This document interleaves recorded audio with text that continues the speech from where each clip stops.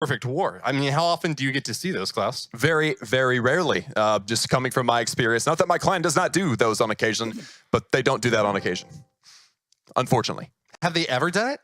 I don't know. I don't think so. You can't even think of a time that they got the perfect. I mean, I don't think my clan's ever done that either. Yeah, no, we've gotten ties before, but a perfect war. Yeah, that is really rare. That's special. A perfect war, 3-starring every base. That is very special. But now it has come down to this. ITzu with 7 Electro Dragons. You have yourself a giant wall breaker. We have not that it's a giant wall breaker. We have a giant and a wall breaker. We've also got 2 archers and a wall breaker. I mean, he's got everything in this army composition. But I think, but the kitchen sink. There's no kitchen sink. You're right. There is no kitchen sink in this attack strategy right now. But what there is again 7 Electro Dragons, and I'm so excited to see how ITzu, the man himself, can do with these things. That wall wrecker's taking a lot of punishment. The Expos and cannons locked onto it, and it finally goes down. The CC troops inside going to pop out. Bowlers and barbarians, it looks like, getting some work done against the remaining defensive buildings there. Some troops up on the right side corner, though, are lacking our barbarian king. He's kind of wandered over toward the top, trying to get a few more buildings dealt with. But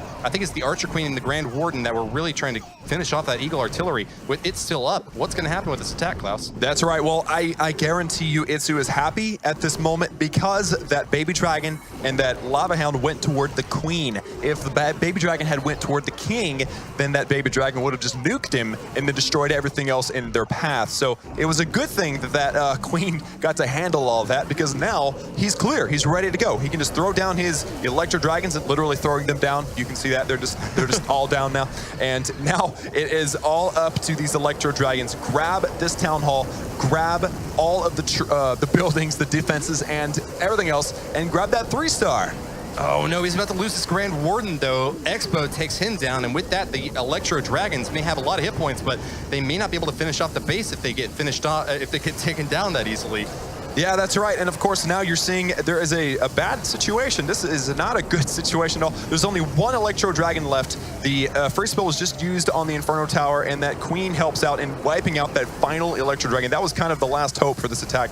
Unfortunately, I don't see this attack going much further than maybe like a 90% 2-star. Bit of a risky deploy, and unfortunately for ITzu, all those Electro Dragons are just stacking up on top of each other, which is a perfect target for the Eagle artillery, hammering away at them as they try to get a few more percentage points out here on the edge of the base. But it's looking like this attack is going to fizzle away. ITzu, the final attacker for the Blue Dragons, will be holding in strong at that 14-star count. The Blue Dragons will retain the percentage lead, but it's going to be up to Ken now to try to turn things around and get the victory for the Red Balloons. That's right, and as you saw, that chain lightning wrecking 3 or 4 buildings all at once, destroying them all, and then the death damage, grabbing that 81% on Ken. And yes, the crowd goes wild, of course. That was still a good